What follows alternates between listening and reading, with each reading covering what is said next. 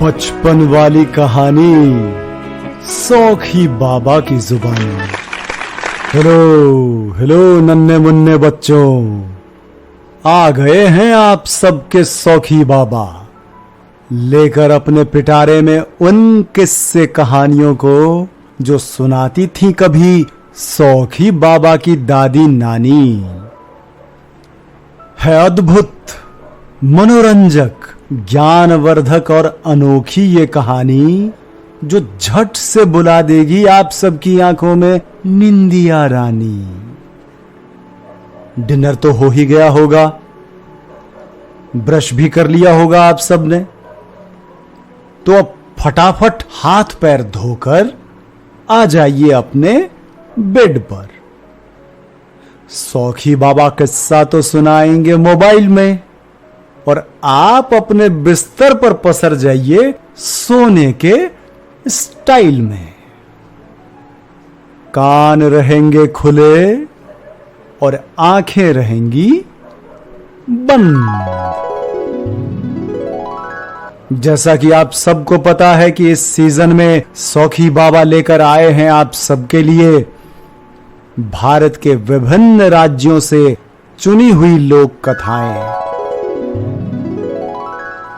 तो आज के इस अंक में लेकर आए हैं केरल की लोक कथा, जिसका शीर्षक है चालाक नंदू। क्या है शीर्षक? चालाक नंदू। केरल राज्य के एक गांव में एक व्यापारी रहता था जिसको सभी लोग गणेश सेठ बोलते थे। क्या बोलते थे? गणेश सेठ। गणेश सेठ की पत्नी जो थी उनका नाम था गीता। गणेश और गीता की एक बेटी थी जिसका नाम था चंद्रिका। सुन रहे हैं ना आप लोग? तो गणेश सेठ ने अपनी पुत्री चंद्रिका का विवाह बाल्यकाल में ही तय कर दिया था। तो जब वह विवाह के योग्य हुई तो उसके विवाह की तिथि नियत की गई और उसकी तैयारी भी शुरू कर दी गई। गणेश अपनी बेटी का विवाह बहुत धूमधाम से करना चाहता था। तो उसने अपनी पत्नी से पूछा, पुश्तैनी हार तो तुम्हारे पास है ही, लेकिन हम चाहते हैं कि अपनी बेटी को नौलखा हार बनवा कर दें। तो पत्नी बोली, वाह, ये तो बड़ी अच्छी बात है, लेकिन आप नौलखा हार बनवाएंगे किससे? तो गणेश ने कहा कि नंदू सुनार से बनवाएंगे। उसके जैसा बारीक काम तो और कोई सुनार कर ही नहीं सकता। उसके काम में जो सफाई है वो तो किसी सुनार के काम में नहीं है। तुरंत पत्नी ने कहा, नहीं नहीं, तुम मुझसे नौलखा हार मत बनवाना। तो सेठ ने पूछा, क्यों? ऐसा क्यों बोल रही हो? इसलिए क्योंकि काम की सफाई के साथ साथ वह हाथ की सफाई भी जानता है। अरे मेरी सहेली रंभा ने अपना 10 तोले का सोने का हार चमकाने के लिए दिया, और पता है आपको, जब हार वापस मिला तो वो 8 तोले का ही था। जानकी ने उससे मोतियों का हार बनवाया तो सारे मोती नकली निकले, और अगर हमने उससे नौलखा हार बनवाया वो नकली निकल गया तो चंद्रिका के ससुराल में कितनी बदनामी होगी। कभी सोचा है आपने? बात तो तुम ठीक कह रही हो, लेकिन उसके जैसा हार और कोई बना पाएगा क्या? मुझे तो नहीं लगता है। इसलिए हार तो मैं उससे ही बनवाऊंगा। देखता हूं वो मुझे कैसे धोखा देता है। अरे नंदू शेर है तो मैं सवा शेर हूं, तुम बस देखती जाओ। पत्नी का डर अभी भी नहीं गया था गीता का। वो बोलती है, नहीं नहीं, मुझे तो बड़ा डर लग रहा है कि हमारा नुकसान हो जाएगा, इसलिए आप एक बार और सोच लीजिए। मैंने सोच लिया है, इस बार मेरी चालाकी के सामने उसकी चालाकी धरी की धरी रह जाएगी, तुम चिंता मत करो।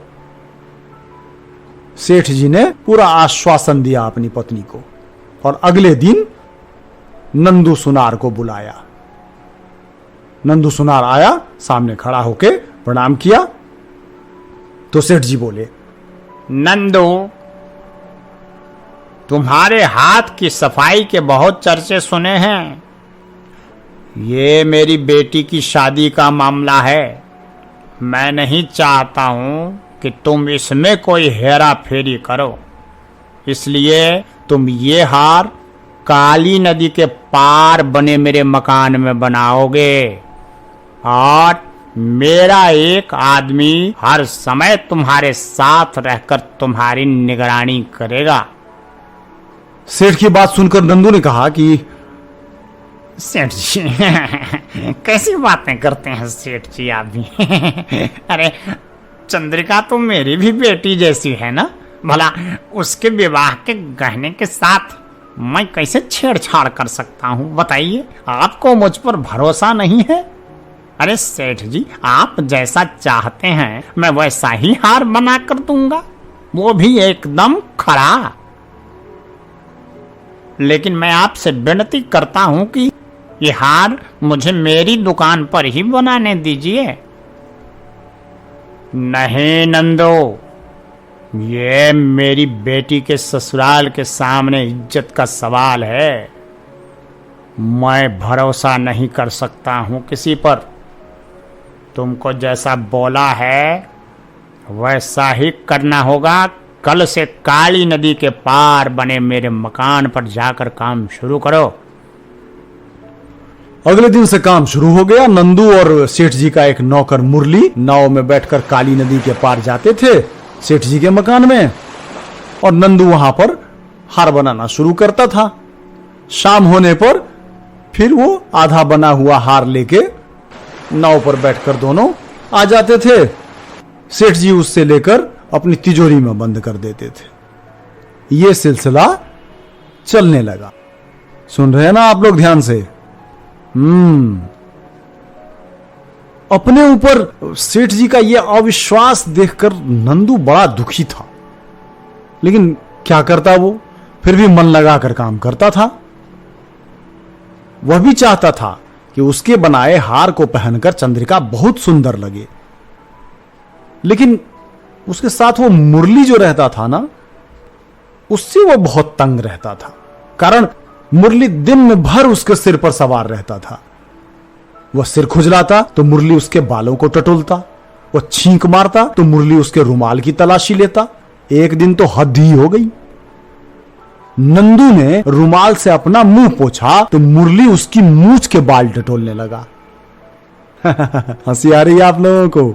अब चूंकि नंदू काम में माहिर था तो हाथ की सफाई में भी माहिर था, और यह बात सबको मालूम थी। तो जैसे ही मुरली ने उसकी मूंछ टटोली कि नंदू को गुस्सा आ गया। उसने सोचा कि अभी ये काम छोड़ देता हूं, किंतु जैसे ही उसको चंद्रिका बिटिया का ख्याल आया तो उसने सोचा कि नहीं, काम पूरा कर देते हैं। एक बार हार बन जाए फिर मैं सेठ जी और इस मुरली को तो मजा चखा दूंगा। आखिर वो दिन भी आ ही गया जब वो हार तिजोरी में रख दिया सेठ जी ने। अगले दिन उसे लेकर नंदू और मुरली काली नदी के पार जो सेठ जी का मकान था वहां पर पहुंचे, और वो चूंकि पॉलिशिंग का काम था बाकी, तो ज्यादा देर तो लगनी नहीं थी। दोपहर तक काम जो है सो पूरा हो गया। नंदू ने हार को लाल रंग के मखमली कपड़े में लपेट दिया। नाव में बैठकर दोनों वापस आने लगे। नदी के बीचों बीच आकर नंदू ने नाव पर खूब उछल-कूद की और नाव पलट गई। दोनों नदी में डूब गए। सेठ ने गांव वालों की मदद से नंदू और मुरली को नदी से बाहर निकाला। बाहर निकलने के बाद नंदू ने हार सेठ को सौंप दिया। सेठ जी बड़े खुश कि नाव पलट गई, फिर भी नंदू सही सलामत हार को ले आया। बेकार में इस पर शक करता था मैं। तो उसने नंदू को हार बनाने के पैसे दिए। गीता हार देखकर खूब प्रसन्न हुई और उससे भी ज्यादा खुश थी वो अपने पति की चतुराई पर। खूब प्रशंसा की उसने अपने पति की। आपने तो कमाल कर दिया। 4 दिन बाद शादी होनी थी चंद्रिका की। तो जब गीता ने वो डब्बा खोला तो हार काला पड़ चुका था। वो सिर पीट कर रह गई। सेठ जी को बुलाया और एकदम पूरा सेठ जी जो है गणेश सेठ आग बबूला हो गए।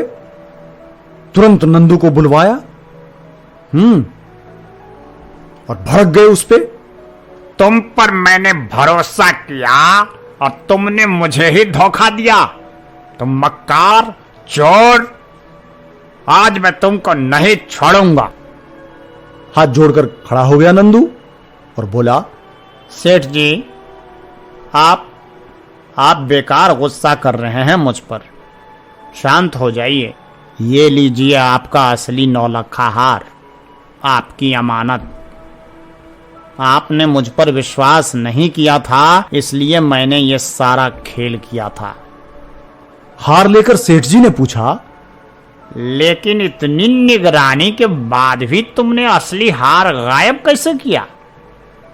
नंदू बोला, सेठ जी, आपको याद है जिस दिन मैंने आपको 9 लखा हार पूरा तैयार कर सौंपा था, उस दिन नदी में नाव उलट गई थी। अरे वो दिन मैं कैसे भूल सकता हूं। बड़ी मुश्किल से तो तुम दोनों की जान बचाई थी मैंने। सेठ जी, मैंने नकली हार नदी के भीतर छुपा रखा था। नाव उलटने पर मैंने असली हार को नकली हार से बदल दिया और किसी को पता भी नहीं चला। असली हार मैंने नदी में ही छुपा कर रखा था, जो मैं रात को निकाल लाया था।